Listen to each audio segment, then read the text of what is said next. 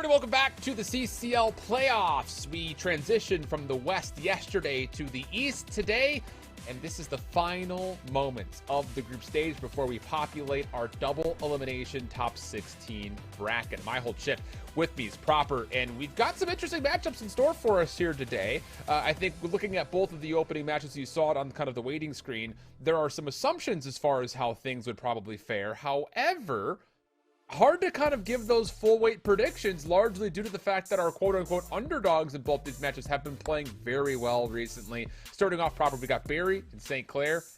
I wouldn't sleep on the St. Clair team.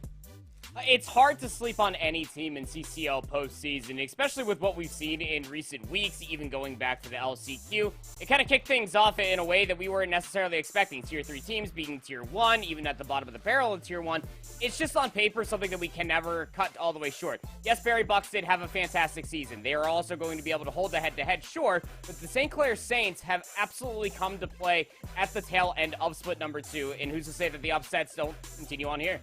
We'll see. We'll get the head-to-head display between both of these two squads. You kind of gave us the history between both of these two teams from the opening stages.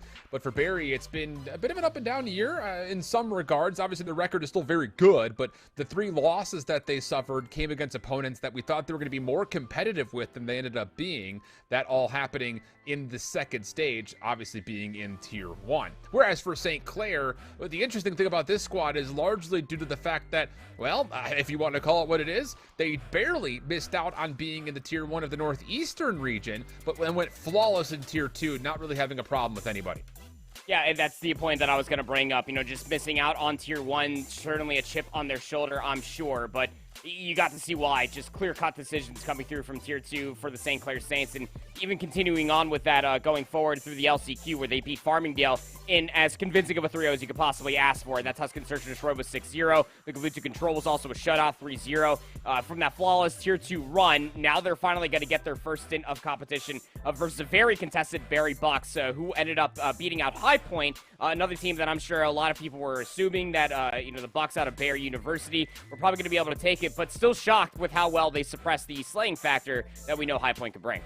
Yeah, and it's one of those things, too. You know, this group is an interesting one because High Point, we mentioned kind of watching their run, the LCQ, in the last portions of the regular season, that there were some kind of vulnerabilities built into them, largely just being a hard point team, and there could be some considerations of St. Clair being competitive enough to actually best that High Point roster. Of course, have to wait and see how that would all unfold as we're waiting for results for all of those matches to happen. But let's get to know this Barry Buccaneers team a little bit better, as they will be representing our home team in this matchup. As you had already mentioned, 3-0ing High Point in their first group stage last week, and would only have to play Stockton later. You assume that that should be a pretty easy win. But for Gyro, Indivent, Grime, and Pressure, or Marskis, depending on which we're going to get here today, they've been really solid. And let's be honest, that 4th position, we haven't seen Pressure in a while. It has largely been Marskis who's been involved, and he has been honestly one of the better parts of this roster, I think, for a lot of people. Yeah, I mean, 2 key components when you're thinking about the Barry Bucs are absolutely Marskis and Indivent. I mean, when you go back to the overall slap around that was at the end of those first 2 hard points on Tuscan Hard Point just last week versus High Point, it was those 2 working as a tandem duo, just constantly suppressing any sort of antics that we knew High Point could at least find throughout many of their other respawn maps. Throughout the regular season, it just allowed the other 2 players for the ARs just to be able to lock things down on longer lines of sight, and then Marskis and Indivent can just continue on with their devious ways all the way through the Search and Destroy and the Control. It would be very interesting to see if Marskis is not actually playing today, how Pressure does fit into the mold. Yeah, I would have to imagine he's going to be playing, though. I mean, we've seen the same roster listed for the last couple of weeks, and it's always been Marskis, so yeah, we'll have to wait and see. But on the other front for St. Clair, it's been one of those things because they were in the second tier. We did not get a lot of them on broadcast in the second stage. They were on the B stream a couple of different times, though, throughout that second stage. But you've got Gucci Gang, Lovell, Priestley, and Brandon. A number of these players had played last year, and were part of that kind of LCQ run squad that would eventually make it into playoffs. So this team has got a lot under it, and it's just kind of the unfortunate thing that we didn't get to see a lot of them because they missed out on the top tier in the Northeastern region.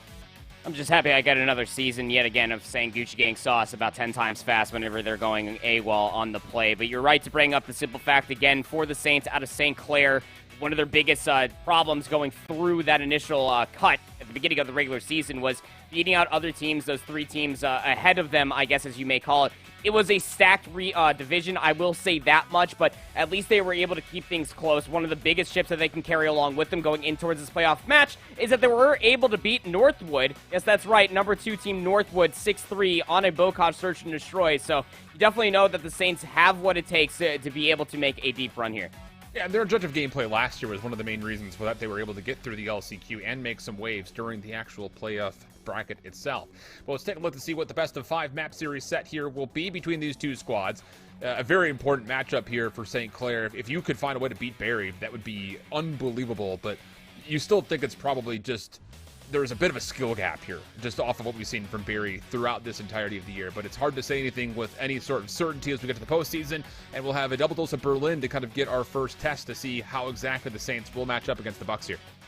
Yeah, the Tuscan Control and the Berlin Search and Destroy are what my key focuses are going to be on. As you remember, if you do ship, when you were casting over Barry versus High Point just last week, those 2 maps were quite influential, specifically for Barry Bucs over High Point. They were down 2-1 in that Search and Destroy. They went on a 5-round bounce stint to be able to close that out, and it was their aggression that really paved the way to be able to close out that map as a whole. They favor to go over towards that AS&D site, comparatively to where a lot of teams love to play a little bit more meticulous, go over, get mailroom control, try to commit over towards B. But the Berlin hardpoint is going to be settling a lot of interesting questions for a lot of people, myself included.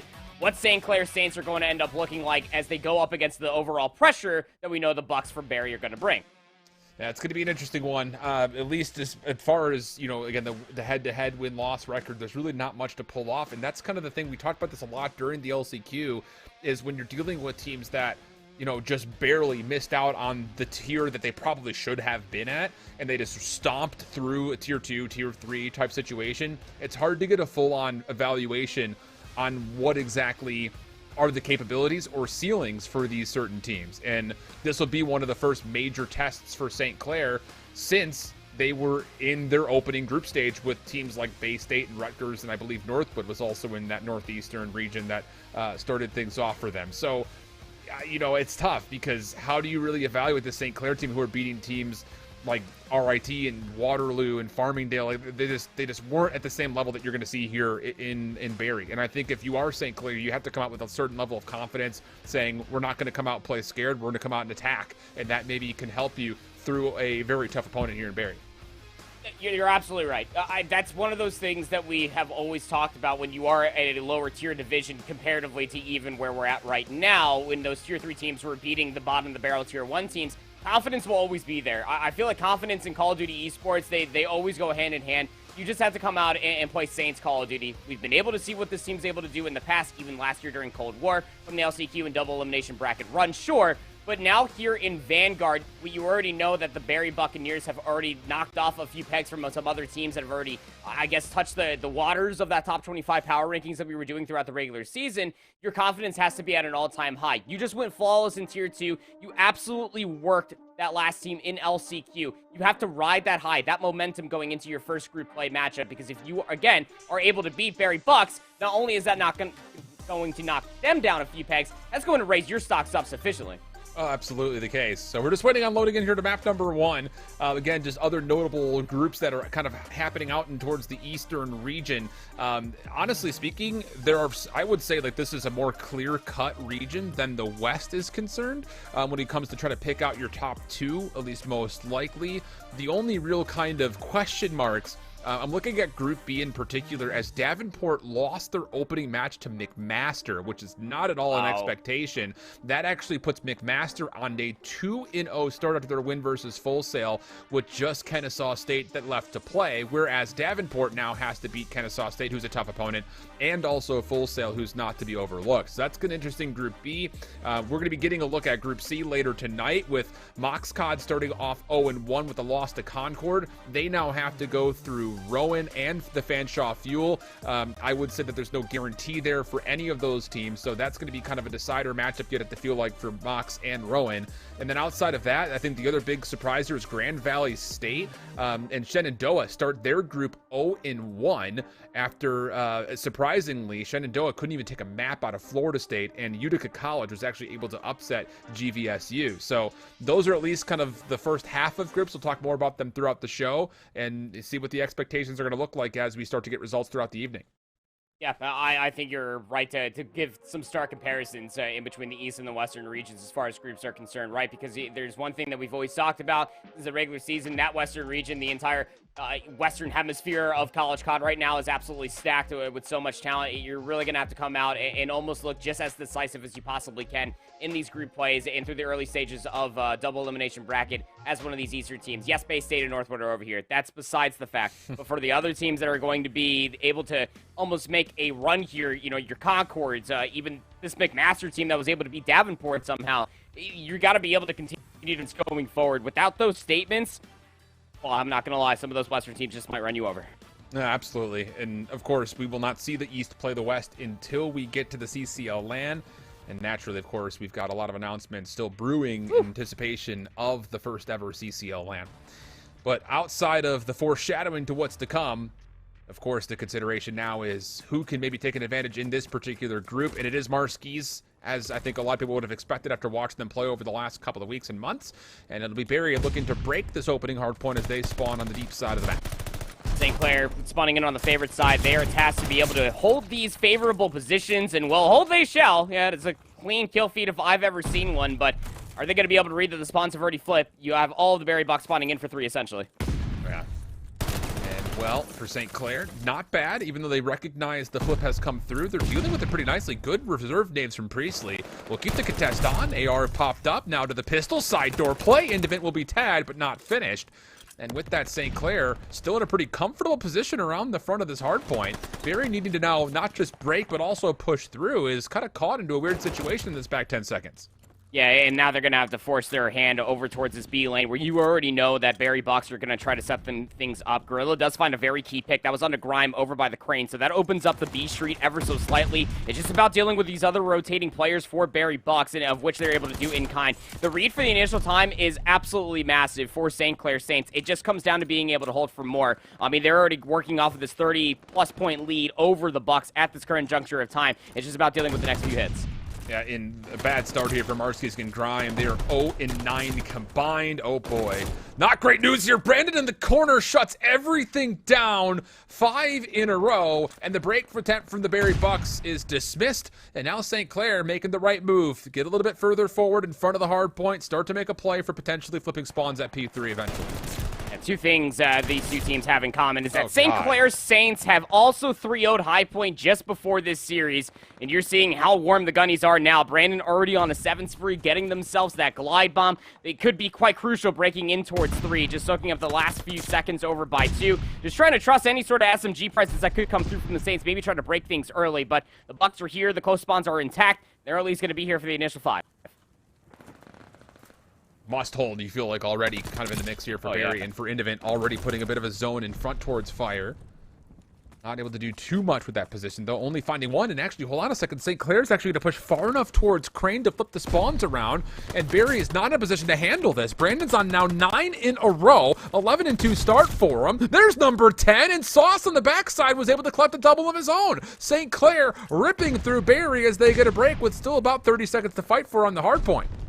The must hold just simply not there, so you know that the Bucs, they need to hit this hard point one more time. This is 20 seconds. You cannot allow St. Clair Saints to be able to soak all the way up, and it looks like they might not get many of the different answers. I mean, they're taking about 10 seconds maybe just to try to full pinch around the hard point. That allows players for the Saints to be able to entrench over by the B lane, and now you're staring down the barrel of an 80-point deficit going in towards 4. You do not hold here, Bucs. You are probably already looking at map number 2.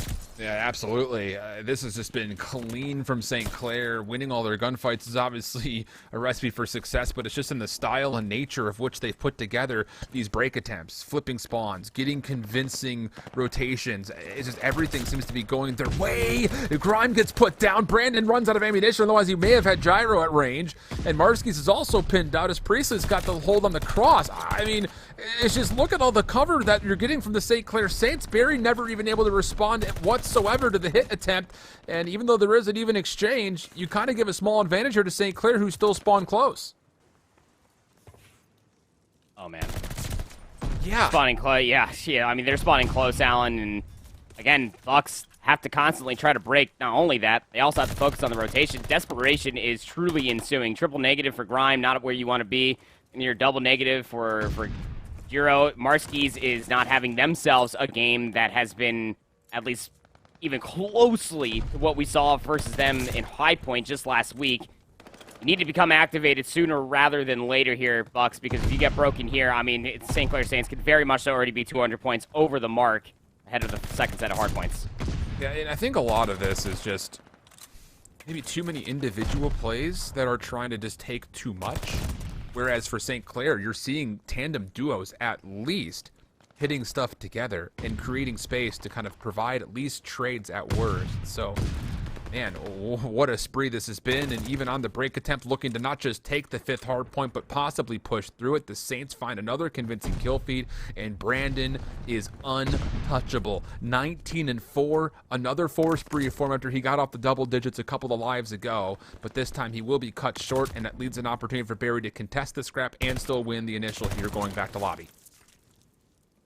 Well, better late than never, I guess. Start winning some gunfights coming through for Barry Bucs. You finally got both Marski's and Indivent over the 10 or at the kill threshold. Starting to heat things up ever so slightly. Got to read the flank, though. You already have Gucci Gang Sauce trying to enforce some spawn flips. They will be able to get it. So this pinch affair might just be a little bit slight, maybe not as strong as the Saints have been wanted. They know that they got Brandon inside of the concourse. Just about dealing with the players over by the upper courtyard as well. Oh, man. And another convincing kill feed by individuals. Marski's on 5 in a row. He absolutely has started to heat things up, but the problem about it is he's not able to earn streaks, and Indivent only good for his initial trade, not good for the double. Another desperate push here for Barry, and I would say rightfully so, because let's be honest, there is very much so a cause for concern here if you're Barry looking at a still about 100-point deficit. Scrap time will be tried to be fight for here for Barry, just trying to finesse for it a little bit to keep some contest on. But on rotation, number 2 and number 8 are going to find themselves in a 1v1 that could potentially influence the initial time, and it is Indivent who's able to win that 1v1 off screen to turn this next hard point likely red as soon as it opens up. You still have Gucci Gang Sauce. Even though they go down right there, it's just about dwindling down the numbers for the Bucs to try to enforce this hill. They're late to maybe try to get themselves in some power position, so that's going to allow the Saints to at least push on forward through the B lane. They're going to start setting themselves up as far as pinch that they could possibly find for themselves. They know that they have the Bucs trapped inside of 2, Allen, but the kills are finally coming through for the Bucs. Have to hold, though. That's the thing. You've had a couple of good moments on rotation, but these initial setups have not really provided much resistance. As we get a 2-for-1, Grime on the inside, Gyro on the out, it's going to have to be down to the AR play, and that's just not going to work out for him whatsoever. It's just these St. Clair SMGs are having their way.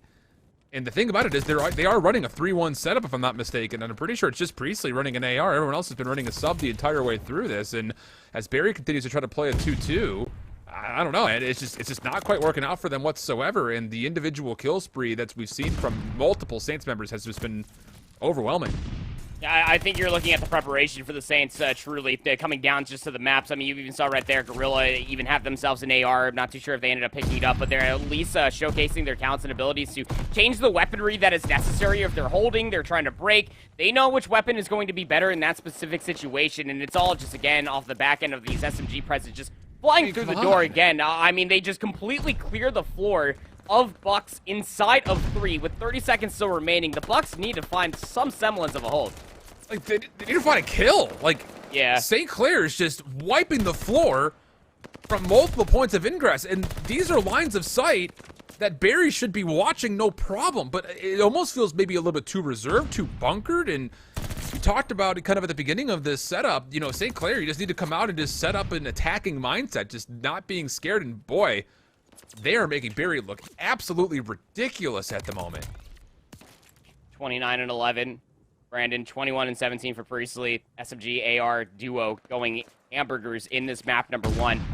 I mean, they are more than likely going to close it out here. The Bucs, as far as their break pressure, just simply has not been there. But at least you already have Indivent clearing away the backs of the warehouse. You also had at least one kill that came through from the front. Now, that shouldn't fully upset the spawns, but it at least should give you numbers to try to fly out of the train station. It's just, there has not been enough in this map so far for Barry to build any sort of confidence for me to say the statement that Barry has a chance right now. They have yet to put together any sort of a semblance of a hold on a hard point. And if you were going to come back 100 points with only being able to give up a margin of less than 20, essentially, it just doesn't feel doable. But we'll see. Crazier things have happened. But the probability is definitely tilting in favor of the St. Clair Saints, who now have a multitude of win conditions here, whether it be scrap time, initial time, or just looking for a couple of contests here or there, just try to sneak away a couple of seconds. I mean, you only need 9 points, and Barry needs a lot more than that. I'll say that much.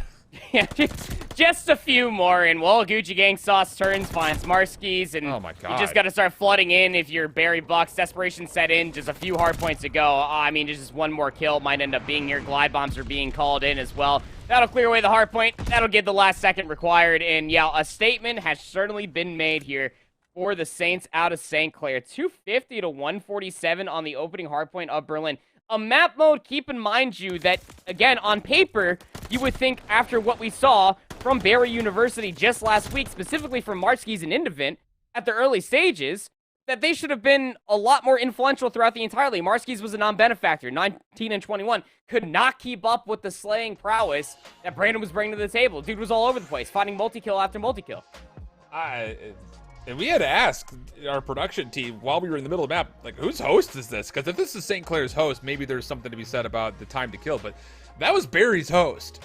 And they just got absolutely destroyed. Absolutely destroyed in every facet of that hard point. A couple of moments where they were able to scrap together 30 seconds here or there, maybe. But on really all of the key things that you look for in a hard point, St. Clair won every single moment. On rotation, on hold, on breaks. It just felt like St. Clair could do no wrong. And that is not good news for a Barry Bucs team who's coming out very sleepy as we take a look back over the stats. Gyro in particular, 12 and 27, only putting together 1,500 damage. And on the other front, how about Brandon? Not only does he put together a 12 streak at one point in time, but he only missed out on 3 total kills that went traded. 31 non-traded of his 34. That just cannot happen. No, it simply can't. And even as a further statement from that as well, when you think about the break comparison in between the Bucs and the Saints, when the Bucs were trying to break in for a multitude of hard points, again, it was like a lot of those individualistic plays, like, okay, I'm going to hit the flank, you 3 hit from the front, the player on the flank finds at least 1 kill, and then it's a pinstripe kill feed for the players that are up in the front. That's never going to be good so long as the flank player continuously gets traded out. It just always felt like that when the Bucs were setting themselves up for a multitude of break attempts, they just never found themselves that convincing kill feed that the Saints were continuously finding for themselves. A la to hard point numbers 2 and 3 through both sets of hard points continuously. Yeah. The Saints were just constantly laying on the pressure, flooding through, either keeping the Bucs trapped inside of the favorite spawn for one of the hard points, or just flipping them outright to the point where the Bucs just had to concede the rest of it and try to play for the initial time of next. Wow. That was a surprise. And the thing about it, and as mentioned, we haven't not had a lot of time to see a great amount of the St. Clair Saints, especially compared to how much Barry's been on stream so far this second stage. But if there's anything to be said about what happened last year for the St. Clair team, a lot of their run to get through into playoffs, first of all, but then a little bit through it, was the fact that their search and their control last year was very good. So if that has held true with the core group that's being, all of a sudden this series becomes very dicey for Barry overall. I mean, not to take anything away from the Bucs, they've also been good in the search and control this year, but that was a map mode combo that I think both of us were expecting Barry to come out and have some favor on, especially if it was their host, which we're being told is it was. I don't know. This series looks very different now all of a sudden with St. Clair just taking the first map. Yeah, honestly speaking, when you're thinking about it in the grander scheme of things, Hardpoint should have easily been one of the clear-cut victories for the Buccaneers, but considering the slaying pressure that we have seen from Indivent and Marskis, again, we have a lot more VOD to watch over when it comes down to Barry University comparatively to their opponents of St. Clair, but We do have history, as you were already talking about. I mean, that search and destroy and control has always been a limelight of success for the Saints. And again, they are still holding that big golden chip that they were able to beat Northwood on that Bocage search and destroy 6-3. Keep in mind, that was all the way back on week number 1, but a golden chip nonetheless. And it's something that the Saints can constantly feel for themselves. And now I am truly worried for Barry University going into a Berlin search and destroy. I was kind of gassing them up that map number 2 and 3 would look good for them after what they did versus High Point just last week.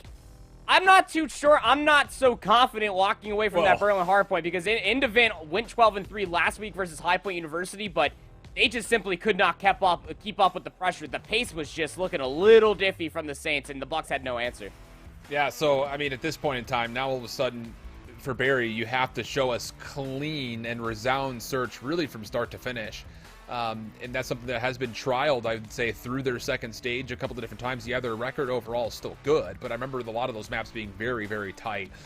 So I don't know. We'll have to kind of wait and see how things unfold for us for this Berlin Search and Destroy, and then, of course, the Tuscan Control still waiting. If you're a new viewer to College COD, again, remember that we are actually playing with the Berlin Control in the rotation, so we have not seen it be played yet, but it is an option for our players as we look forward to not just the Pro-Am in that edition, but also, of course, Stage 3 of the CDL will also be following through that. But loading on in, it's the Berlin Search and Destroy. And I just, yeah, all my expectations going into the series have just been turned on its head. Just not because St. Clair won, that I won't say that, but just in the convincing fashion which they were able to win that map number 1. You just have a certain feeling that this very well may just be St. Clair's series from here on out. It very much so might be. I want to go back to a point that you were talking about as well, that we need to see some convincing search and destroy play from Barry University. The two things that they did offer versus High Point that they almost got away with highway robbery was a lot of pressure defensively through the middle of the map in towards Mail, and then offensively they were always going for 3-1 splits, 3 players being able to enforce their way all the way through A, winning the gunfights outright. That's as deep as their playbook truly went when they went on that 5-round stint be able to win the Search and Destroy 6-2. We'll have to see if they have somewhat of a deeper playbook. It will be the Saints from St. Clair on offense first. Going to leave one player behind. That's going to be Gorilla to watch all of the train station while the other 2 players try to get mailroom in their control, and Priestley's watching that B lane. Big question here is how do you deal with Indivent, who's already made his way over towards B?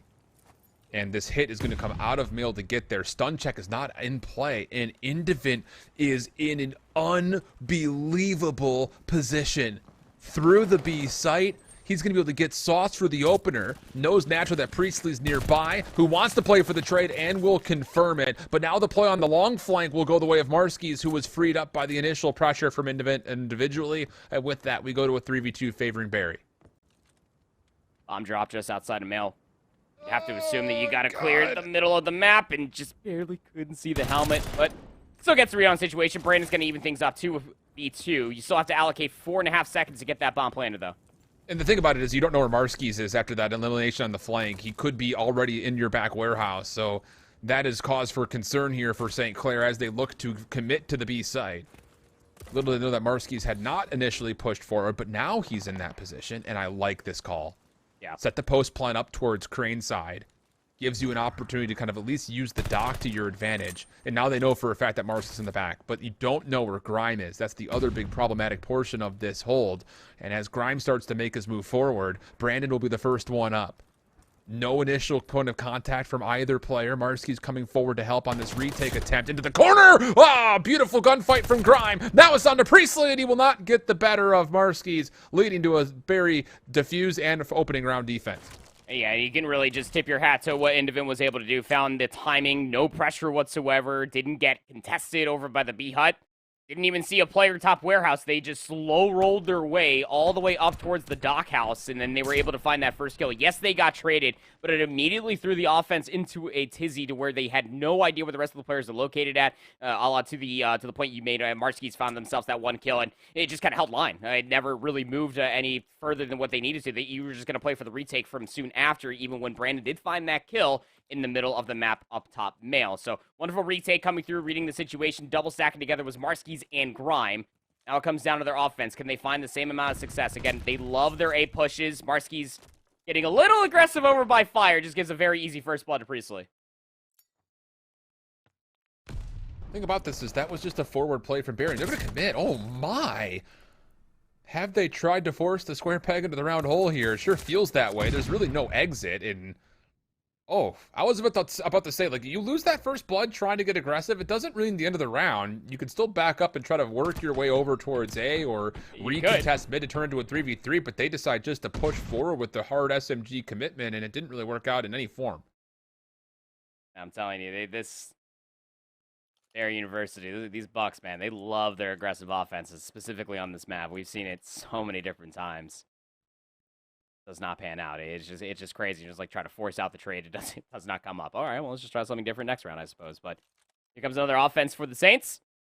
Brandon's in a position where they can watch the cross. This time around, they don't leave Gorilla all the way in the back to watch the train push. Whether the Bucs are kind of setting themselves up inside of fire, they want to try to force their hand inside of mail quickly.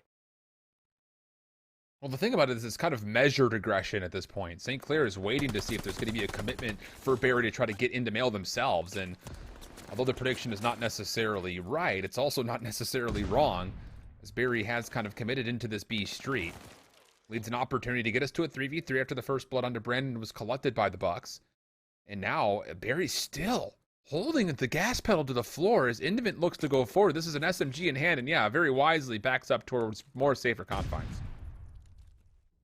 I don't even try to rotate out of this. Bomb carrier, Gucci Gang Sauce is just trapped inside a mill. A little awkward engagement. Marcy's going to be able to walk away with on a Gorilla. 3v2. Bomb still in hand, but your numbers are dwindling. You're trapped now. They know where you're located at. Good lunch. Have fries, Gucci Gang Sauce. Maybe you can get this bomb planted, but Lord knows if you're going to be able to get out for free. Can't even do the first. Okay, so Barry's really kind of setting the speed limit here to a pretty high number, and a lot of it is just SMGs. Honestly, the last offense, 3 SMGs set up through mail. This defense, it looked like at least 2, if not 3, over towards mail or mid. So how do you counter this if you're St. Clair? Because now with the establishment of this sub-pressure, you kind of have to build some sort of a response. Got to be able to meet that aggression. I mean, I definitely respect the call. You're at least playing against the aggression. It's just about reading the lanes and dealing with it initially. Marski's with the boomstick, middle of the map. Oh! Did he see him? I thought he did. He had to have seen him, right? He had to have seen him. Regardless, I mean, you're able to get these 3 players again. The aggressive push inside of A has been a virtue for the Barry Bucs. They're going to get this bomb down. And if you're Barry, you cannot push further forward than where you currently are, because you're going to run into the teeth of this Saints defense, making the retake much easier. But they will hold their ground. And Marski's, who's sniping, is over towards B for some reason, and he's not going to be here to help watch this flank, which Sauce is about to hit number 3 in white. That's what St. Clair is waiting for before they try to hit from the front. It's Grime who would meet him. And as Priestley drops, Brandon confirms the trade. Sauce has been right on this long flank as well, so Barry knows that there should be a player trying to hit this pinch. Grime on the outside of pillars can only do so much to stay alive. Not a lot of time on the clock here as Gyro's able to find the kill. He has killed off also enough time to stop the defuse from being possible, and Barry will collect a couple of rounds in a row to go up 3-1. Just a weird post plan, right? I mean, it's cool, I guess. I mean, the sniper top warehouse watches the cross. Still don't know if he ended up seeing the head through at least like the little wiring fence, but like I think goes all the way over towards B to hold the B lane. Nobody watched the flank entirely. I mean, they read it, sure. But I mean, that got really dicey, but you're also just seeing the aggression paying off yet again for the Bucs. They're able to get 3 players deep inside of A. They get that bomb planted very quickly, and it's offered for Saints to be able to retake just as fast. No early picks to speak of. They have to be able to clear so many different corners as the Bucs take a 2-round lead. Now we got the Saints trying their hand, looking to take this A site just as quickly. Oh, and Marski's has found a beautiful piece of COD timing. Priestley is not going to expect this whatsoever. And that all of a sudden now makes St. Clair feel very uneasy about their positions around A. And even on top of that, it actually forces Brandon to have to come forward as now Lobby is being taken through fire. And they're going to re-wrap back to B. Indivent is waiting here, but does not expect the challenge. Grime looking to pick up and get the trade, but does not expect another player behind. And that leads to a 1v2. Marski's looking to find a way to clutch and maybe extend this spree. Holds the angle. Reads Gorilla out from the back. Forces out the 1v1. Now, it's information that will be mutual. And it seems that the bomb is planted for the side of Gucci Gang Sauce for the current moment of time. Well, I don't think it really matters. I mean, they're in a one-for-one position. It's just about reading it, and I think that Marski's might have saw a little... I think that his cloak just kind of came through the Oh, wall there. he knows Maybe. now. I He don't knows know. now. Pushes, gets the 1v1, and yeah, that had to have been poking through. I mean, I didn't think that was just a spectator bug on our end. And honestly, for St. Clair, a bit of a mistake there. You've got the opportunity to get a free plant after you stop Grime and company from defending B, and you decide to try to plant and bunker. I don't like that call. But it seems like, again, the Saints, when they're trying to meet the aggression, it's not trying to get aggression for aggression. They're trying to meet the aggression with a brick wall, and they're just trying to have a post-up setup, just waiting for the kills to come to them. It's just that the way that the Bucs are constantly playing, most importantly, Marskis is playing, just flying through the map and just finding all these kills in these forward positions for the gunfights to come to them. Which is not the answer that you're looking for the Saints so far. On a 6 spree, looking for kill number 7, get them a glide bomb. Just looking for the cross, doesn't see Brandon kind of peek his head over the railings. But once more, Barry's going to get a free plant. Brandon will be able to find first blood, but it's not going to stop Grime from planting. There were no defensive nades tossed whatsoever to even read if a hit was coming. So now you've got numbers if you're the Saints, and honestly, you have to make a play off the flank here. Unless you can just overwhelm with nades, that's the only other way that you could possibly contest. And, well, as they find Gyro on the inside, and a trade onto Marskis, this is looking good for the overall retake, unless Grime can really work around the staircase. Good information here, nearly gets the full collat lineup, but he has tagged up Sauce, has the information, but will he be aware that Sauce has already snuck forward onto the bomb site? I don't think he's going to expect this timing, and Grime's looking to see, oh, maybe he's just going to cross onto it. Now knows he needs to check to see if the bomb's being defused and will not get there in time. Heads up play from Gucci Gang Sauce, even while being tagged to hop for a defuse, and it'll pan out to get them their second round. Love that gut check call. It's coming out from Gucci Gang Sauce. He even saw the player just re-wrap away, took some damage, was almost expecting the same thing that we were calling out. You get that early damage, and Grime just backs all the way up. The stun fell a little bit short on the other side of the bomb. It didn't connect initially, but you can only imagine what the comms were probably like. No, he's defusing. He's absolutely defusing. You saw him in the concourse. Good call coming out from Gucci Gang Sauce. At least keeps their hopes alive, just down by 2 rounds. They're committing towards this B side on offense. They won't meet any aggression. Remember, it's Indivin that's normally playing over by this Crane Dock side. Won't be here this time around. Free plant for B, but look at this pressure in the middle of the map as far as numbers are concerned for Barry. And Priestley, who is also trying to help the offense by playing forward, will be taken out by a nade. But honestly, for Barry, this is very slow. I hesitate to use the word measured because you have to at least find some success towards denying this post play. Even though you find the kill on Gorilla, that's kind of a negligible elimination because of the play from Brandon and Sauce. So deep is this post plant lockdown. I believe there's enough information there, even though the tags come through, that Sauce knows, hey, no one's defusing. So now it's up to Brandon. Gets the first, goes to the pistol of all things, and will not have an opportunity to check for any diffusers. And with that, Barry will successfully dispose of the bomb and get themselves on map point. It's just the tampered aggression again from the Bucs. Again, the bomb goes down, and typically when you have a bomb planted over by B, it's supposed to be an impenetrable force of a post-plant situation, but they are just so quick to be able to get these timings to go underneath the LOS that's being held by the Saints in that post-plant situation. They just get in their face, again, overwhelming them, not even willing to let it go down towards the game clock, which, again, is probably the biggest benefactor for when you do end up getting the bomb planted at B, for that bomb to be detonated for any sort of antics to go down in towards the back. Marskis 11-3. Map point here, and they're going to end up at least flipping the switch for the time being. They're going to go towards this B lane, but they're playing so far back, just trying to catch Saints in an unforced error. Well, you can't really call that an unforced error. It's just a gunfight win, honestly. Gyro at long range gets first blood, and well, the glide bomb also connects, making life extra difficult for the Saints, trying to extend this map at all possible. Gorilla with 1 response, but he's got so many more to deal with. Clean second, tries to back away, and that will be the cause for his demise. So it's Brandon for a 1v2. Bomb not planted yet, but it's on the way. Barely sees Indivin. Shots will be there. They know where Brandon's at. It's going to try to maybe re-wrap all the way through mid, but both these players, for both Marskis and Indivin, they're just playing in tradable position, just waiting for the gunfight to come to them, and Brandon does find some shots. Maybe 1 headshot away from getting the easy kill, but yeah. Marskis bails through mail, exits the bomb site completely unbeknownst to the St. Clair Saints in any form, and it will be a convincing search and destroy. 6-2 the call, and really, you can't really pick apart too many individual moments. It just felt like for Barry, even though they were tested on their initial aggression, it kind of forced St. Clair onto their heels, and they really couldn't get anything going after round 3. Yeah, it bought a lot of respect early, didn't it, off of the aggression, to where you're almost thinking what the communication was like in the Saints camp for St. Clair, that it was like, okay, these guys are getting aggressive, let's just wait for them to push into mail on our offenses. And again, when you were calling out that round, you're right, they were both right, but they were also wrong in a way of thinking that this was the play to end up being. They weren't aggressively trying to deny that pressure away. The Bucs were constantly taking that away, again, by very aggressive COD timing at that. You only walk away with some of those COD timings if you are willingly and confident at that to be able to just to fly in towards an AR's line of sight with an SMG in hand. What Marskies was doing continuously throughout the entirety of that Berlin search and destroy was the benefactor for so many different rounds to be able to be decided in the early stages for numbers advantages. Again, just catching Saints, almost just waiting for the aggression to come all the way through. And lo and behold, it sure did. It just was not the same as what we saw from the Berlin hardpoint. They just weren't winning the gunfights this time. Yeah.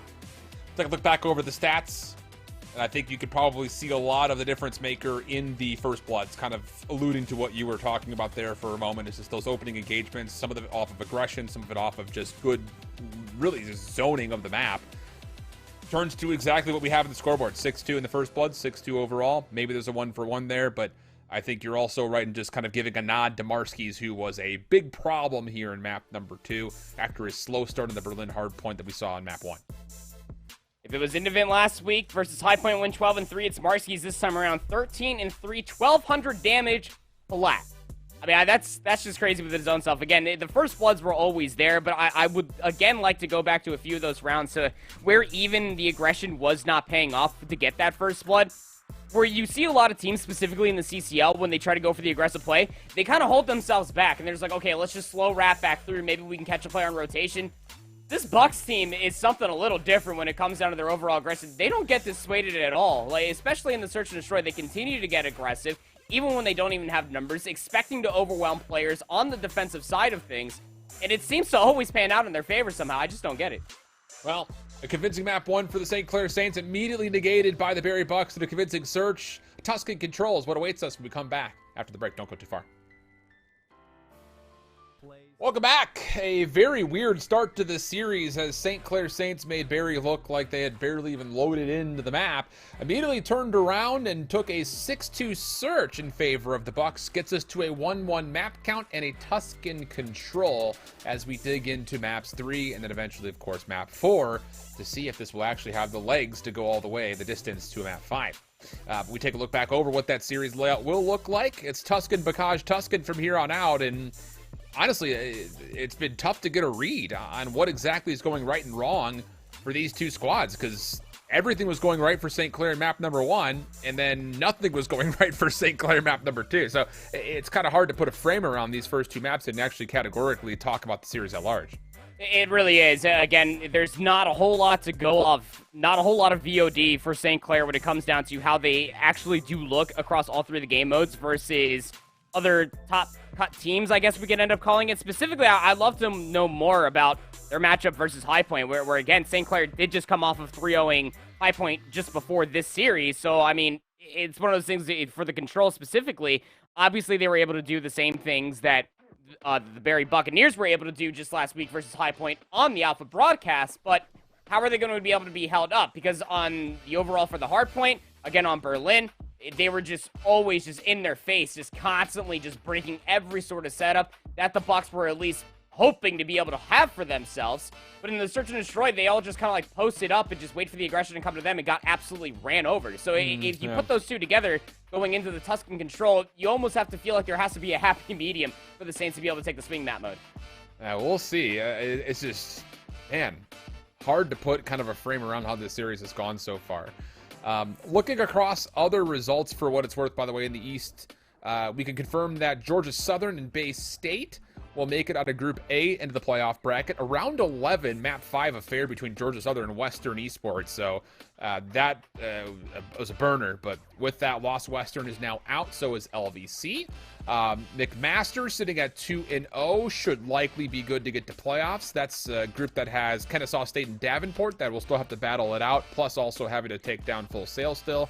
And then you've got kind of the continuation of Group C later tonight. We already talked about how Mox, COD, and Rowan University will be playing up against one another, but some of the groups that we didn't have a chance to kind of talk about at the very bottom of the East, Penn State took a 3-0 win versus UNC Charlotte, who then would turn around and 3-0 New Haven. So after Windsor won their opening matchup, we anticipate that a UNC Charlotte and Windsor final matchup could determine the second seed there. You expect that Penn State shouldn't have a problem with either of the other two teams that are in their group. And then just above our group in Group F, West Virginia looking solid with a MAP 5 win versus FGCU.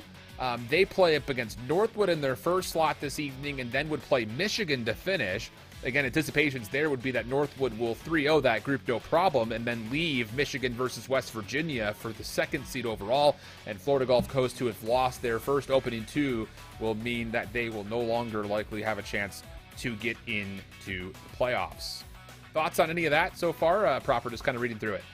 Definitely love to see West Virginia finally stepping up to the plate. Look, we saw a little bit of them in the later stage of split number 2. We're kind of really impressed. I believe it was me and Colin that were actually casting over that matchup. It could have been you. I don't know. They were all just kind of blending together with all these different schools. But even still, it's nice to be able to see the Mountaineers come into their own, being able to not only, I mean, that is by definition, I would say, an upset. In a map number 5, they won that Search and Destroy 6-4 versus FGCU. Again, it just comes down to being able to be that number 2 team because you're going up against the same group as Northwood University. So, and I think looking at Kev's tweets, looking at Fame's tweets not a few moments ago, he was personally streaming that matchup. So I believe that they are 2-0 up going into their control. So yeah, it's going to be interesting who comes out number 2 from that as a whole. Could be Michigan, could be West Virginia.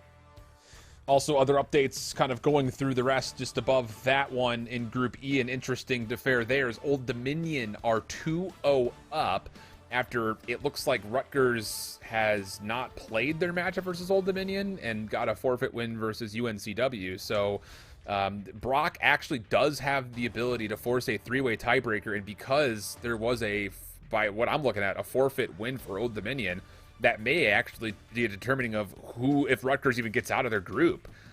So kind of a must-win situation for Brock, but if they were able to do it, I don't know, map count-wise, Rutgers may be out, which would be interesting to say the least. I don't want to say that for full force. I know Heat is probably doing all the math behind the scenes, and I'm sure he will also hear this and tell me how that would fare if there were to be a win or a loss, depending on who sees it.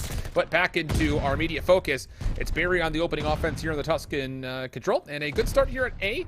Even though they do lose more lives than they win, they're in a good spot to secure at least the first tick of progress. And one of the biggest issues for the Buccaneers from Barry University just last week versus High Point on this map mode combination was that they just did not have an answer early for Sexton, and that's why the early offenses did not go their way. Brandon needs to be that guy here for Saints. The same thing that we ended up seeing from them on the Berlin Hardpoint goes on a 3-0 start for them. Stops that second tick of progress from coming through for the Bucs. They're down to just 1 minute and 5 left, and they're trying to spread it across the map, trying to find some ticks in an opening to go over towards one of these zones.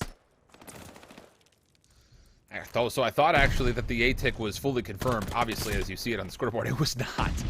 So good for St. Clair. And how about Brandon once again in these respawns being the shining star for the Saints? 6-0 off of his initial life, looking for a streak, and he will be stunned here, but hiding in a corner that will hopefully just get him the 1 kill he needs. And for the Barry Bucs, you're down 10 lives, and it starts to kind of make the question prop up, what the heck is going on with your respawn today?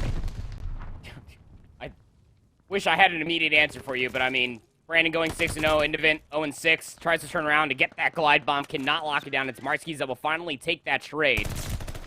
But I don't have an immediate answer for you, man. I mean, the convincing kill feeds just are not there comparatively to what we have seen from the Bucs in previous respawns versus other teams. Indivent has able to slip the net, though, has yet to find themselves a kill. Will finally do so off screen, while still keeping the clock stalled out over by the B zone. And if Grime is able to get this elimination here through mid-church, it may lead to an opportunity to get some significant progress, but as he tries to chase it down, it's the St. Clair Saints now on the recovery, trying to get back to defend this B zone, and they successfully get here before the second tick of progress is locked in. So that will be depleted. Last chance now for the Barry Bucs has to come by way of the A zone. And problematically, you're still down 10 lives. So even if you get the extra 60 seconds, it would be hard-pressed to think that they could do much with it. The only bit of good news is it would at least tally 4 ticks in your favor as you would consider a potential round 5. And that's the point I was going to bring up. You know, getting the full-on A capture, you're probably not going to be able to mount any sort of valiant effort to be able to get over towards the B zone, not with the middle of the map being locked down as which that it is for Gorilla. Also denying any sort of access towards the back grass, at least I thought so. Priestley's going to lose that gunfight. The middle of the map has opened up. I mean, one good kill feed could honestly come through, and then a handful more after that, and Barry Bucs could very much so do this. They're trying to play for the backside of Church currently. Well, Grime will be stunned in place. Is able to take down one with the help of Gyro, and now the pursuit for the other, but Priestley responds and gets away. That's the moments that we were really seeing over the hard point, where it's just like, how is there no trade there?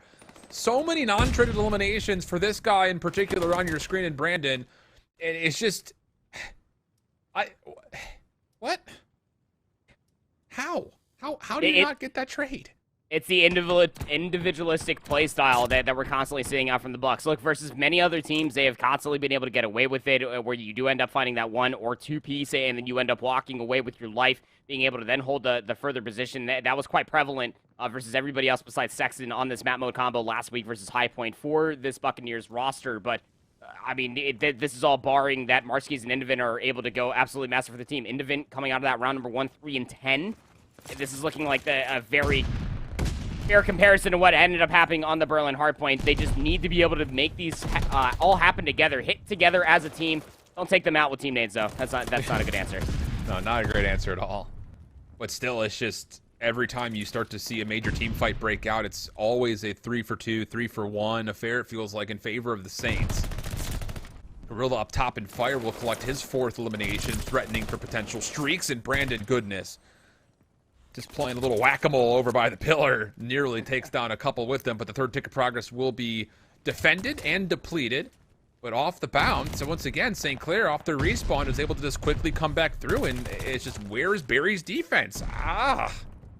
It's almost like the similar setups every single time that the Bucs were there on Berlin Hardpoint for the initial setup. They just get run over again by the Saints. I mean, they had some semblance of a setup, but the kills were just not there. 3rd tick of progress will be locked in for the Saints.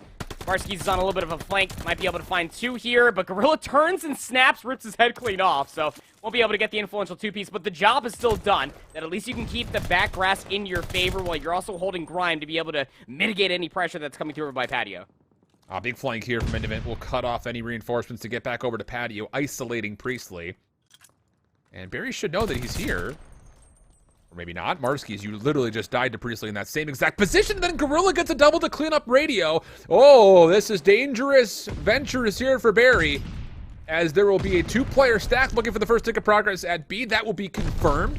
2nd possibly on the way as the nades start to rain in defensively, but once again, the mini pinch play that's coming out for Barry is not overly successful until Gyro and Grime will come through, and that will halt any further progress on the 2nd tick. That got scary, though. I mean, the Saints were 1 player away inside top radio from potentially making that come all the way through. They were too busy trying to flood back over, maybe try to go for the stack, and albeit that's a good play to be able to get some early tick progression, it just does not pan out to be able to get that 2nd tick. They are up by 3 lives. 1 good break might be all that is required here. Brandon will find that trade into Indivent inside of maps. So they do have this positioning in their favor while you're also pushing Priestley into the bottom side of Church. They don't come up successful. The push over towards Patio is just the same. Now we're back to the respawn with just a set of respawns remaining for the Bucs.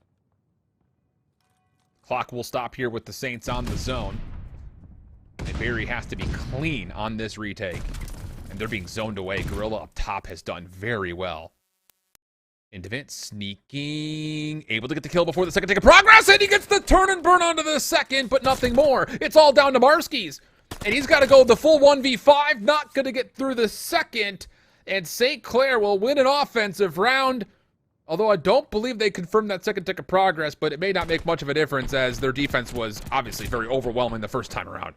Yeah, it just comes down to their returning pressure that's always ended up being there. I mean, if you're just now joining us, that opening offense, yes, the Barry Bucs were able to get those 4 ticks of progress, but they only got that A-zone conversion when they were at what about like 8 lives remaining, 7 Yeah, lives remaining? something like It's not in a good spot at all. The early trades need to be there, if any at all. Convincing kill feeds are just simply vacated when it comes down to the Bucs. They will find the first kill. Free fire will be here for Gyro, but doesn't run out of bullets inside of the automaton clip. So they can't find that kill top church, but it still buys Marskies an avenue to be able to get in towards the back, while the ARs are buying a lot of pressure and working up tick progression here on A. Oh, look at this quick transition from Marskies over towards B. I don't know if St. Clair fully recognized that he was on initially. They're going to go chase him down, no problem, but this will guarantee a second tick of progress, and if a 1v1 is won here by Gyro, it may mean the whole A-zone is gone, but Priestley smokes him. Brandon slides underneath into it, and that turns this A-zone into a much-needed contest, and a very plausible defense could still be put together here. Although off the respawn, Barry will be able to at least confirm the trades needed, and even get Marskies a bit further forward to put a bit of a zone on, and that will be a concession of the A zone by St. Clair, adding 60 seconds to the offensive clock. And much better lives comparatively this time around than where they were on the opening offense, but the problem still remains. You have to do what so many teams have struggled with here in the CCL and many other tiers of Call of Duty, and that's converting over towards the B zone. You're all the way in the back of the respawn. Your one saving grace, you have Gyro in the back. We'll end up at least seeing one player work their way over to the bottom side of church, but doesn't fully read it. Thought they went back down over towards the truck, and the kills for the Saints are good up by Patio. It's just Grime that's left alive over here. 1 minute and 40 seconds to try to convert this B zone, Alan. Well, look at St. Clair trying to use these nades to get forward. They've got Gorilla trying to get to top side of the church. Sauce could contest radio from Bunks. And you've got Priestley trying to put some pressure over to Patio, but the door is now creaked open, even more so that Marskies gets a second kill through Patio positions. So now all of a sudden that high ground has to be kind of forfeited, as St. Clair needs to put together a defense onto the zone itself, and the kills are just not quite there at the moment. Priestley and Brandon from the spawn will do well to collect a couple of kills, but the clock has still stopped. Grime with one more, and can Gyro contest and get through and actually confirm this first tick? No, he will not be able to. Priestley sneaks in just in time to get the depletion. You're definitely going to be feeling the chip on your shoulder for that, for the Bucs, but at least you found the trades. You're keeping lives even for the time being. 13v13, but you're constantly trying to find individualistic plays to be able to get in towards the back. Marski's playing on the backside of church there, had no sort of semblance of any sort of trade that could end up being there from the front, because Gucci Gang Sauce is still trying to zone away top radio. Now you're able to deal with them, so you can make this push happen over by Patio. You have a player inside of Bunks. You also have a player trying to get inside of the bottom side of church, but again, the kill feeds are just not convincing enough, not early for this push to be concrete for the Bucs. It just feels like the Bucs are just forcing gunfights that don't look good for you. Like, yeah, that long-range fight versus Priestley, as soon as you start getting shot at like that, you miss a couple of shots, get out of there. Just let him have that position. Same situation, kind of over-channeling towards Patio without throwing a shoulder first. So, we'll see. 15 seconds of the clock, pressure on towards Barry, but they catch Priestley, who comes forward on the reload. That'll be good for a couple eliminations, allowing Barry to stop the clock and maybe get a couple extra kills here to open up the opportunity for a last-second offensive win. But Sauce on the backside has gotten through radio, will put his focus purely onto the zone, and that leaves kind of one last attempt for Grime. He would have to do something unbelievable, and he will not get the chance to even get it off the ground. So St. Clair, they will win the defense, and with that, they will 3-0 the control. It's been respawn dominant from the Saints. Not looking good, though, considering what we have for map number 4, that the Bucs have to somehow make a conversion on a respawn. Bocage hardpoint, no less. But, man, this control was convincing, to say the least. Like, Priestley and Brandon, I feel like I'm a broken record here. The same thing I started talking about from map number 1 almost coincides with what I just saw from map number 3. I mean, Priestley is just locking down long-range gunfights, albeit to your point. Again, the Bucs were trying to force gunfights to where they really had no business trying to take it. They were trying to force those gunfights to be able to almost get an opening for them, but rather than just waiting for reinforcements, they're trying to deal with Priestley in a way that is just not favorable for them. And then it's constantly opening up avenues for Brandon, who was just finding way too much value through the middle of the map while the A-zone was still in play for the Barry Bucs. And then when that A-zone finally fell back over, it was Brandon that was constantly putting themselves up in the bottom side of church, trying to resurface, come back through the church alleyway. Was always that trade factor that we feel like that the Buccaneers are missing, but the Saints certainly have. Absolutely the case. We'll pull up the remainder of what these stats would look like, and you hit it pretty accordingly there. But also Gorilla, part of that as well, defensively especially, so many big doubles that he was able to put together at range. And let's look at the non-traded kills for each player compared to their total kills. Yeah. And then do that again for Barry. It's just, where's the help? It's just not there. All of these little forced gunfights that you start to see here and there, little individual moments that we kind of harked on a little bit, it's just, those are costing you. Flat out. Those are the moments that are costing you in these respawns right now if you're Barry. It almost feels like we're kind of going hand in hand with what you and I were talking about yesterday about Illinois State University. That the very slay-heavy individual plays, they're going to work versus low-caliber teams. Not bad teams, but like low-caliber teams, like low-tier 1 teams. Into playoffs, that needs to change. The team play, the coordination, everything else in between needs to be there. Otherwise, you're going to get constantly smoked. And maybe you can get away with it on Search and Destroy, where respawns don't matter, and you can constantly hold those closer positions. But if you can't win swing map modes on a Tuscan Control, no less, where SMG should be feeling right at home with their timings and being able to open up pressure lanes for ARs to be able to get in those power positions, I mean, this is not the same Barry Bucs that I was prepping myself in my notebook for going into this matchup versus St. Clair Saints. They are making them look absolutely silly. They cannot get the trades. They cannot get those convincing kill feeds down. And look, if you can't get trades on open maps like Berlin, how are you going to be able to get trades on a map like Bocage where you expect the tempo to naturally be up? Ah, man. I don't have a lot of confidence right now based on how Barry's playing that they're going to even make a showing on this Bocage hardpoint. I mean, that opening map, what we were told was it was on Barry's host, and they were not winning opening gunfights anywhere. So if that was the case, you would then assume that St. Clair hosts this map. And if the trends of what we've seen so far in both of our respawns continue, this could get ugly quick. We need to see something brand new here from Barry. And I'm not talking like strategically. You just got to have some sort of a kumbaya powwow, and I don't even know what else. Some intervention may be more appropriate than those other two at this point. Sit down, get like the energy drink in the center, and just create like a nice little vibe circle, and just kind of collect yourselves truly. Because I mean, again, the aggression, it looked nice, at least in the Berlin Search and Destroy. You really tried your hand for all the break attempts that we saw in the Berlin hardpoint, but the pace is going to be quite high. Again, to your point, Alan, coming into this Bocage hardpoint, if you don't have an answer for what you can only assume is a 2-2 setup sometimes, but a triple SMG, I'm sure, for the Saints, I mean, they could very much so string together so many different hardpoints. Their breaks were absolutely sublime on that sure Berlin. They were. I mean, honestly, it was literally every aspect of hardpoint that we could possibly comment on went the way of St. Clair. Oh. All right. What is happening, dude? I'm going to stop prepping. I don't even know anymore. This has been the most convoluted series we've seen in a long time. One kill for St. Clair all of a sudden. That's it. Through the first 40 seconds of this map. Trying to get the confidence. Gotta start having fun with each other. And the favorite side of the map is still there for the Bucs. They're able to at least get the 20 seconds off of P1. You're okay to concede this. You have to make sure that you at least get Barn back in your control. Brandon will find a nice little 2. And the flank is also being read by Gucci Gang Sauce. Cannot get past the riverbed. So Marskis will still spawn in. Middle of the map towards the barn. Gorilla can't find much of anything at all. So Grime can set up inside the hardpoint reliably.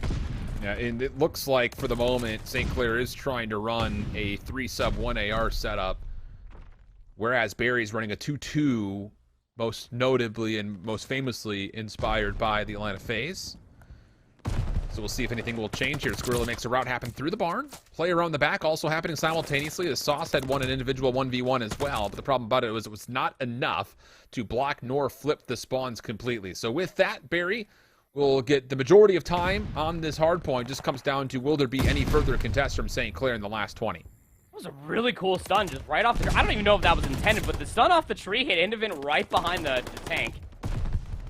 That was cool. But yeah, 12 seconds just to play with over here on P2. And you know that the Saints, I mean, maybe you send a player to try to finesse. You got to find some kills. The trades need to be there in the middle of the map, because you already have Gyro back here inside of the old AS&D site trying to hit through Grandma's. While the other two players of the Bucs are already in towards the back. That should be a spawn flip. Oh, it's not. Yeah, it sure looks that way. But the thing about it is, for St. Clair, you have to keep the pressure onto the hard point as well, and Grime is doing a nice job of finessing his life. Gets one kill, gets away. That will obviously put a stop to the Saints who are looking to confirm this elimination. And Brandon will not be able to do too much.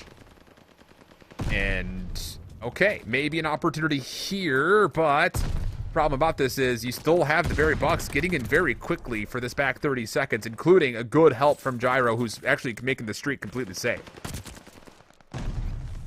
73v28, you have to get these back 20 seconds if you are St. Clair. If you get broken up or you don't win this rotation over towards 4, it could just start spiraling out of control. Again, still the early stages here on Bocage. Trades will be there. Gorilla will at least be able to read one coming out from the mid-street. Now you have to be able to influence this rotation going forward. They already know where Priestley's at. Nice help, though, will be there from Gucci Gang Sauce. So they're looking to get this tank line in their favor, and there's the gunfights to ensue. They're going to be able to at least maybe try to contest some of these spawns in towards the back, but they have broken from the front already. I was going to say that was a gunfight that Priestley needed to commit to. You need to make sure you confirm that kill because the spawns were still coming close, and maybe there was a chance to block, but Barry, getting the trade they need, has spawned in once more, but the barn will still be won as Brandon starts to, again, really heat things up with this double form. Sauce working with, and the interiors of the barn. And once more, this 3 SMG setup for St. Clair is allowing them some speed, which has given them the opportunity to contest more than you may expect if you're Barry. And it's turning into a more level playing field just because of that here through these last 2 hills. Yeah, it really is, too. Again, that early break, that slight bit of contest that comes through inside of 4 just did not allow the Bucs to be able to get any sort of influential numbers to be able to zone away the rest of the Saints in the middle of the map. It can be quite difficult like that, but now we shift our rotation down over towards the Willow Tree for P5. You already have Grime, Gyro over there trying to zone away the backside of Hedges. The Saints are trying to headhunt where some of these players are located at. And Innovant spawns in on the backside of Hedges, so the numbers are good for the team in red. The Bucs will be back here unless Gucci Gang Sauce has anything to say about it. Well, he's in a position to at least contest the Willow Tree, but not in a position to contest the spawns. Aware of this is Barry, but nearly almost didn't make a difference as Sauce had a really good prediction on the follow-up elimination. But St. Clair, even still with numbers, and Priestley finding a triple on his next life, will get into the river hardpoint. Oh, and Priestley, he gets a read here knowing that, okay, wait a second, we actually have not blocked spawns yet, so I still have to fight for my life, and, well, not going to be able to do so. Grime with the double, now turning his attention to the hardpoint. There will be a change of hands for a small time, but Brandon from the high ground, too strong as the Saints will get their first lead in the map. P3 into the early break contest through 4, and then keeping P5 contested as well. Keep in mind, Barry were able to at least give themselves a pretty solid lead off of the back of a nice early 20 and then a solid P2 stint. Going in towards the second set of rotation, you're right to call. Saints get themselves that lead for the time being. They are on the unfavored side of the map, but you have so much time to not only contest through P1, but to be able to get these positions in your favor. You remember back on Berlin, their breaks were absolutely sublime. Everything, as far as a fundamental hardpoint, was a long laundry list being checked off by the Saints. They simply can't get this convincing kill feed, not quite yet, to work past the middle. Oh, and Indivent just gets caught trying to chase down a kill, so now numbers for the Saints as they try to move across the map just a touch. Tight ball game even still. But with Barry on the favored side of the map, they're able to turn that also into a convincing kill feed of their own. 4 kills from Marskis in a row. Gorilla, he caught on 1 HP, but now he has the ability and affordability, really, to go a bit rogue and maybe try to earn himself some streaks, but will not be able to move any further than the interior of Granny's. And once again, the Saints with numbers will clear and start to take their focus over towards the barn as they look to get over to P2. Saints, again, much like through the first set of hardpoints, trying to influence very early barn control. That's a big kill for Gorilla to take down Gyro, but the trade will be there, at least for the slight time. But Brandon's already slipped all the way through. The hit from the front will be successful. The kills inside of barn will at least ensue a north to south spawn location. I don't think that they're fully aware that Invent's back here until they take down Gorilla, of which Brandon gets reactivated on their own force spree, while the Bucs are trying to influence a break from the front themselves, but they simply don't have the numbers to sustain. And if Brandon can earn himself streaks, that would be instrumental towards trying to build one of our first significant gaps since the opening 2 hills for Barry. But he's going to be the one trusted to lock down the hard point from the front. He does have a little bit of a help, as there are some players topside barn that can provide some assistance and cover. But here comes Barry, all through the middle of the map. Good read from Brandon, but really can't make good use of it. Grime also going to contest, and that will be enough to stop the threat of streaks. However, it does not change the hand of the hard point, as St. Clair will get over the 150 mark first. And look at them just flying across the map. Yeah, they should. But there it is. At least 150. Not over it, but at it. But you're already having, again, very early influences for these spawns. They will get it in kind. You already had Gucci Gang Sauce over by the Dovecot Tower. They were watching the cross. That bought so much time for the Saints to be able to work their way across P2. Marski's still trying to continue on with his heater, finding himself some kills. It won't flip out the spawns, but this is a very realistic hardpoint to hold from the front. We'll see. I mean, both teams is kind of in that middle pantry area for a lot of the opening 30 seconds. Eventually won by St. Clair, and it's on to Barry to have to break from the backside through window. Gyro, good position over towards the tower, has an opportunity to keep the streets safe while the rest of the SMGs get to work on the interior, and oh boy, did they get ever to work. 18 seconds of scrap time likely going to be conceded here as we rotate back to Barn, and a good route being hit timing-wise from Marski's.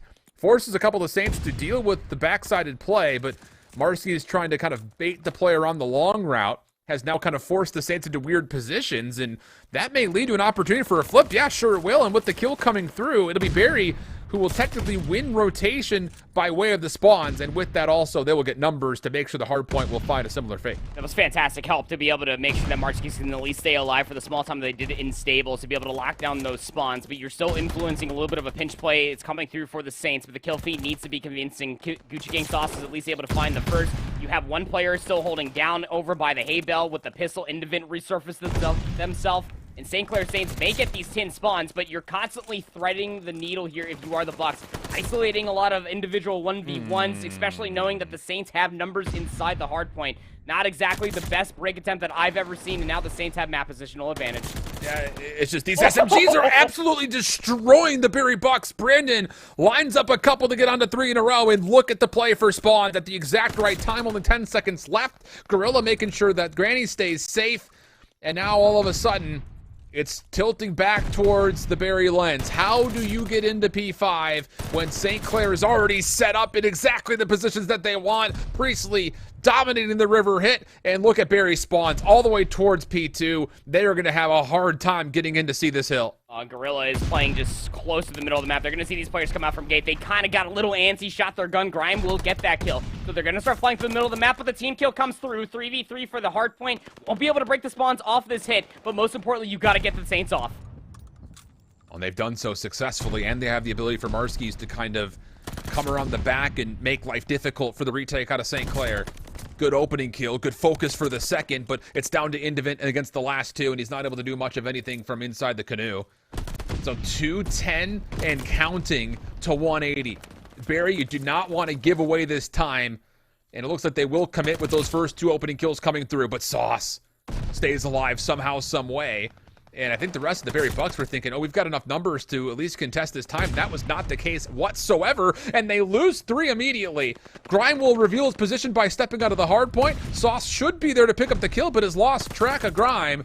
And even though his teammates will pick it up, it at least creates enough space and time for Barry to come back and hopefully contest this P1. And they should be able to get there. I mean, they do have players close towards top barn, but again, those individual plays are starting to come back through, and they're not working in kind for the Bucs. Finally, the double hit through mid comes through.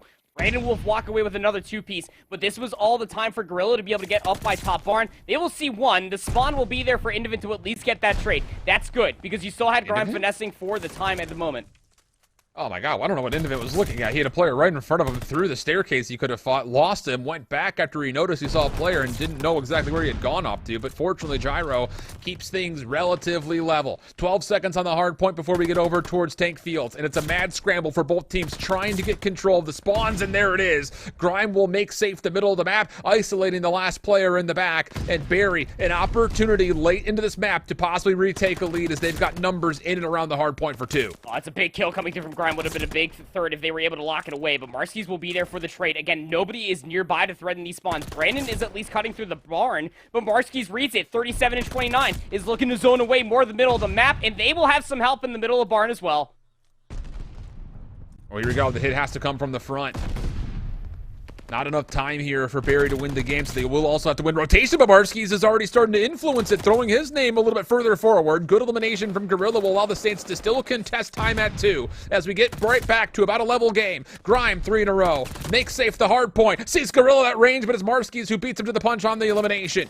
Tie game, and now a lead swap as Barry will get into the lead in the driver's seat for the first time since largely the first set of hills that we've had. Once again, they could not win here, so a rotation is required, and St. Clair will be in position to try to respond to this first. Indivin trying to go through AS and D. They're going to be cut down inside of the hard point itself. 2 quick kills come through, make that the third. And the individual running through of the routes are not going to be good. Grime trying to influence it continuously. They will find 2, so that buys time for the Bucs to get in. Oh, and Gyro follows up with the double of his own. 246, 247. You got to get in and touch if you're Gorilla. Someone's got to get there, and they're able to break at the last second. But Gyro steps up to make sure he can zone the hard point. And Barry put together a very dire last comeback. It was 180 and the 220-ish. And the score will finish 250 to 234 after a really solid hold on P2. And of course, naturally, the 2 double-doubles over to the outside of Granny's. Typically, that's a Toronto-based thing that St. Clair would be familiar with, but this time it favors the Floridians. Solid reference. Solid reference. Again, it's P2. Again, you were right to call that the last time that we saw a lead at all where the Bucs was coming away from P2 on the first set of hard points. And it was a big lead at that, all off of being able to always hold those close respawns in the backside of 10. Cycling players out through the middle of the map, making sure that they always had a player either top barn or at least looking inside of it, making sure that they at least saw those players. Thanks for Indivin to finally at least make sure that there was nobody in front of him that time. But even still, it's all thanks to that P2 hold. They walked away with what felt about like maybe 40 seconds, which is very hard to do, to walk away with anything more than about 30 seconds when the competition is that close on a map like Bocage Hardpoint. In doing so, you put all of the pressure on Grime's shoulders to just force their hand after 3 players for the Bucs individually just run different routes inside of Grandma's. They get cut down, but I mean, Grime would, even if we do end up looking at the stats, he didn't have the sexiest KD comparatively to like Brandon or Marski's, but those individual 2 pieces, those 3 pieces that we saw coming through from Grime were so good. 36 and 35, still went positive with 3,900 damage, but most influentially, that last 2-piece that came through bought so much time, forced all the Saints to spawn over by the hedges, and allowed the Bucs to just flood back in with numbers. Impressive. Wow. Unreal. That was St. Clair's host, so I mean, I'm just throwing away host bias conversations at this point. If anything, I think the only thing we could pull here is that the team that's not on host is winning maps. So I don't know. Maybe that says something. Maybe it doesn't. Maybe Barry's just kind of warming up. Hard to say, really, anything for sure. But I will kind of at least give credit. Look at the assist tally across Barry's, full scoreboard. Much more participatory than what we had seen in the first 2 respawns in this series. And the bit of dire news now as we look towards map 5 is the fact that St. Clair were kind of bested by the overall tempo that Barry was putting together on the map 2 for Berlin. So Tuscan waits for us here for map number 5, and you kind of have to wonder, will that be, another difficult, kind of pretense when it comes to St. Clair trying to find a way to win this map 5? I mean, you would almost feel like that the Saints just cannot let up the gas going forward. You have to make sure that you're at least being activated to be able to get that information instead of just waiting for the rest of the Bucs just to completely run at you. It did not work. Going back to the Berlin Search and Destroy, they were able to at least close out 2 of those rounds, but just slowing up the pace, waiting for the Bucs just to force their hand in sort of the rounds, rather than using your stuns and nades in the early going of things, it's just not going to be answered. Not on a map like Tuscan. We'll find out. We'll come back to it right at the backside of the break. Map 5, don't go anywhere. Big matchup here in the Eastern region as we try to finish off the group stage. We'll be right back. Welcome back there, friends. We have a map 5 affair, a very important one in the scheme of this group. Barry facing potentially a multiple tiebreaker situation. If St. Clair can at least get this win, that would be the likely outcome for the group. And I would say, just largely speaking, if St. Clair could find a way to win this matchup, their opportunities to get into playoffs go astronomically higher. Oh, absolutely. I mean, when you're thinking about it at the grander scheme of things, you walk away with this win here, Barry University then have to play Stockton, a battle-tested Stockton who ended up at least getting the win versus High Point, which I almost feel like that they... What? Stockton got a forfeit win versus High Point? Yeah, I think High Point ended up forfeiting out the rest of the playoffs after they ended up losing to Barry. I'm not too sure what ended up happening. What? I mean, but I also got DM from Pally Boy saying that St. Clair 3-0'd High Point earlier, so I didn't follow up with that. I trust Pally.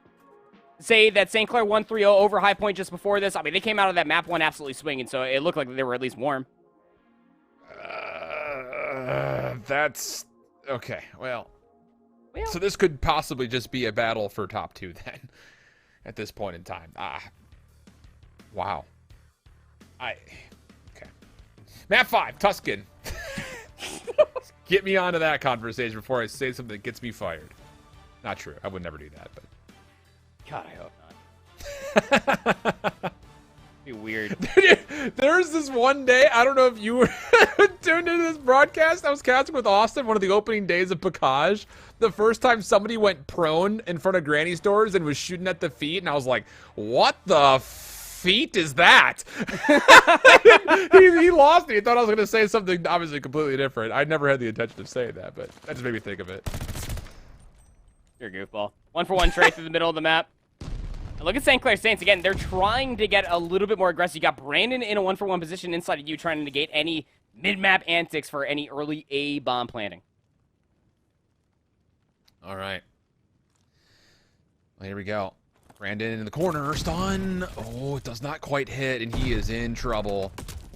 2 Berry Bucs around him, and that will be good for the kill. But Priestley, following up with the initial trade, wants to go to the pistol. Doesn't need to. Sauce. Oh, what a read that is from Indivent. Little bounce hop right out of the front doors. That will turn this to a 1v2 situation where Priestley is going to have to do some work, as actually Barry are going to offer to forfeit playing for the bomb for now and re-wrap around. The biggest pressure going forward, as you saw players top fire, maybe trying to look for some timing. This is the right call coming through from Indivent and Gyro. We love the C team play. Priestley just getting cracked, trying to find where these players are located at. They continue to play the clock here, but the problem is they have no idea that the bomb is down. They have to get themselves in a position to almost look at 2 different positions, but the sun will go off. It should be the immediate turnaround to look at this bomb site. Has an opportunity, though. First shots, just didn't quite finish the kill. Had a really good look at it, but not going to get an opportunity for the 1v1 in the end. And with that, Barry reigns supreme with the numbers. And honestly speaking, I won't say it's an exact replication of what had happened in Berlin, where Barry's just playing with speed and aggression, but I won't not say that, as the opening gunfights were essentially evenly contested outside A. But the difference is that you at least have one player so far, which you would assume is correct, would be Brandon trying to instigate through the middle of the round, trying to almost work for some aggression themselves. We'll have to see if it's going to be a consistency going forward. Bomb being carried by Sauce. They're going to try to make this play happen over through P5, but you have 2 players defensively for the Bucs waiting for this play to happen. Both doors will open. Stun will come through. Oh, but the nade was cooked up by Marskis. Sauce was playing for a bit of the stun nade combo, where Marskis was just taking the more ruthless approach. It'll just be a nade for me, that's all. And now as the bomb down, and you know there's at least one contestant for Barry outside P5, do you try to isolate this pick? And if so, do you understand that there's actually 2 players that are here? Well, they'll realize the folly of that decision very quickly. And we go to a 4v2, and there is not a lot of ground here for St. Clair to work with, but they are going to try to commit to recontesting through P5, and I don't love the idea of that, especially now that there's a 3rd defender here. Gyro will take down 1. Priestley stuck in a corner will find nothing more. It's just a little too one-dimensional, isn't it? Again, Surely is. You know, you ended up losing that one player by just an absolute medium rare, well-placed nade from Marskis through the window. That has to be rehearsed. The information was at least mutual once that door and window was opened up on both different sides, but there was no stun for that corner. There was no stun to fall all the way through to at least guarantee maybe there's a different position to at least maybe end up seeing another player there through P5. The bomb gets collected, and they're like, well, we're already over here. You still had ample time, keep in mind you, with about 30 seconds left in the round, to maybe rotate back over, find a pick through mid, and try to play it over by A. It just was not there. The adaptation's not clean for the Saints so far in this S&D.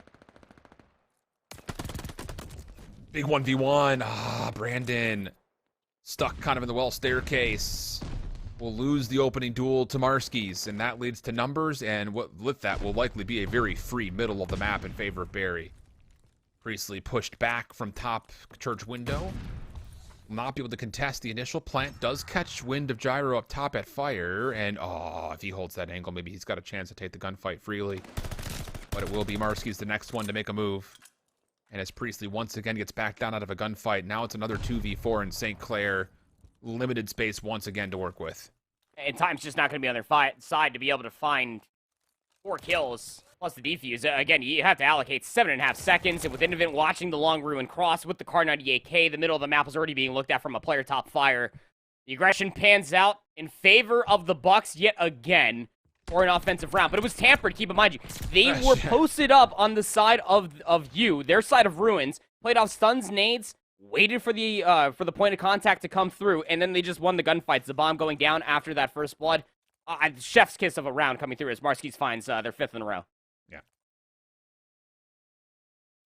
Well, something has to change here for St. Clair. And honestly, I would love to see you just stand back, throw nades, get intel, and then rotate early and just try to overwhelm the spots that you don't have any information. But no nades coming through for Gucci as he just quickly moves over towards A. Set nade towards the backside of mid. Will allow first blood. Gorilla then takes a peek to Gyro, wins a clean gunfight. Now all of a sudden it's a 4v2, post plant already set up. Indivent still playing with a sniper as well, so you're doing this with an MP40 plus a sniper across the entirety of the A lane. And you really, realistically, only have about 20 seconds to maybe try to make this play happen, so you gotta clear middle of the map fast. Prime? No, nothing there. So maybe an opportunity to open up space if you could take down Priestley and get around the back, but as he loses, Indivent will likely just keep his 3 spree. No way you pop out of the map. I was going to say, what are you doing? Just stay there. There's nothing else you have to do. And yeah, check the time. Only 5 seconds before you can safely get into round 4. It's 3-1 o'clock. Priestley might be able to find this kill. Oh, the stun comes through. Oh, they found him. Oh, no. Oh, that's so frustrating for Indivent. Again, just thought that he had the complete whereabout just to maybe just play on the backside of the God tank. What the nade? Yeah, it's crazy. I mean, I was impressed from that one stun that came through over by P2 on Bokaj, just ricocheted off the tree and then caught Indivent.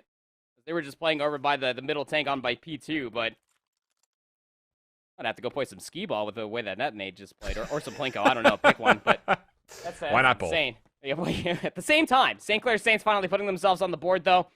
Nades paying dividends for them to be able to get that bomb down. Aggression coming through. Sniper on the opposite side. I believe that's from Brandon, if not Indivent through that shot. I don't know. It's hard to tell.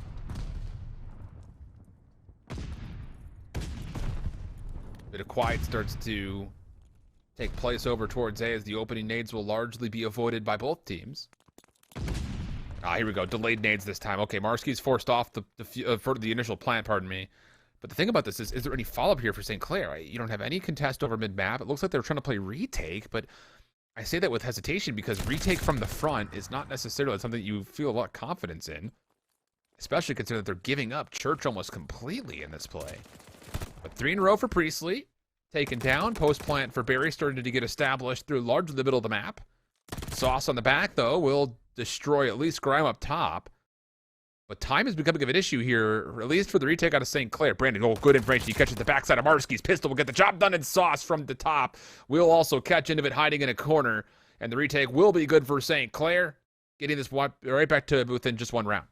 I just don't really like that push that came through from Gyro. I mean, the bomb was going down. You don't need to push up towards the tree planter box to look at that angle. At that point, you might as well just get all the way to the backside of your tree box head glitch and just wait for the engagement to come through the ruin side. You can watch all of that with an AR, knowing that you at least had a player of Marski's inside of you. It's just an egregious push through nonetheless, and then the flank wasn't being watched and the numbers that were still alive for the Bucs, and then Sauce played that wonderfully, coming all the way through to be able to at least clear away the flank, clear away the clutch position, top fire, and then Brandon with the pistol is able to lock away that last kill, who still, I believe, was playing with a sniper in that round. Goes back to the automaton for this offensive round.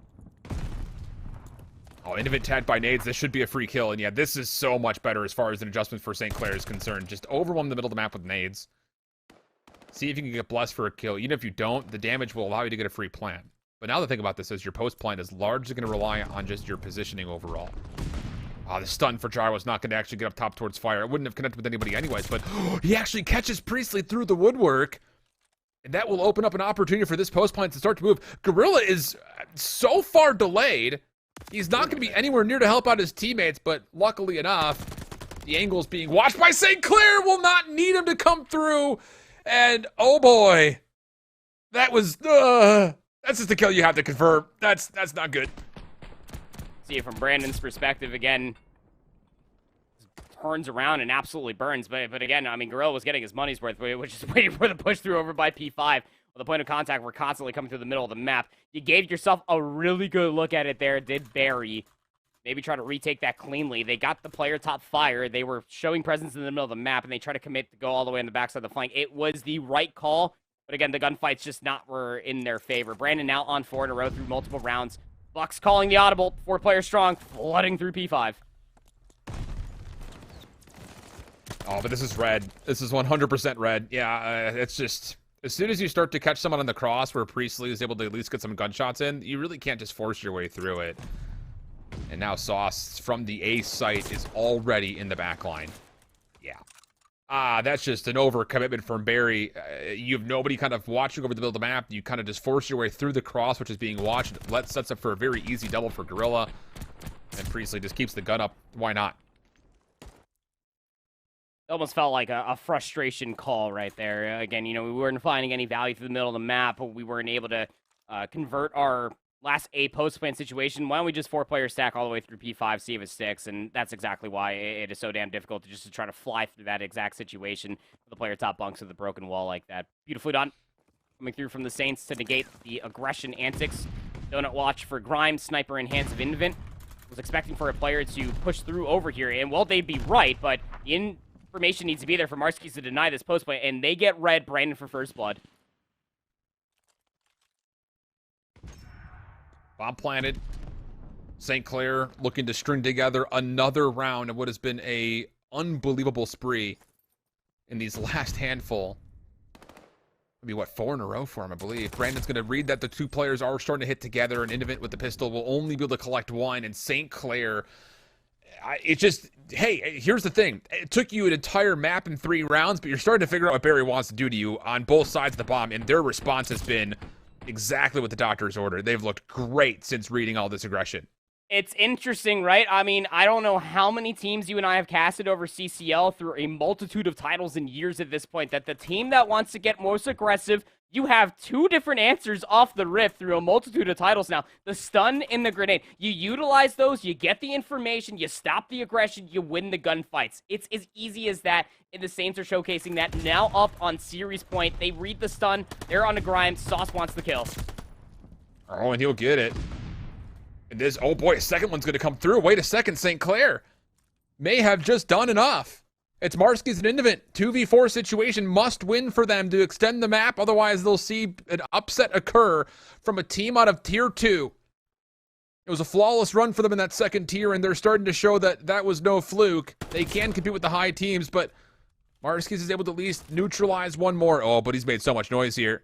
And Gorilla's going to run right behind this, catch him on the plant. And with the knowledge that the bomb is down, this makes this 1v3, you would feel like nearly impossible for Indivent, who's got to do something just next to godly. Oh, okay, he gets the first, though.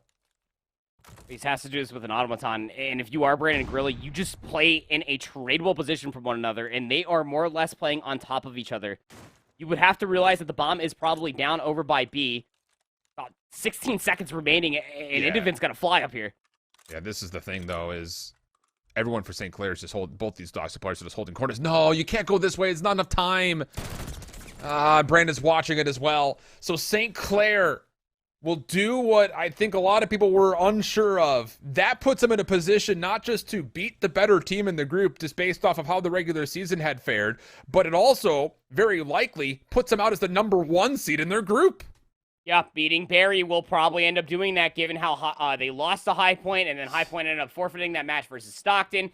Their last matchup will, of course, be against Stockton, which you would have to assume if they're playing like this. Look, yeah, I got a love for Stockton. They looked okay versus NJIT, but you're not stopping this St. Clair Saints roster. Not if they're playing Search and Destroy the way that we just saw it like that.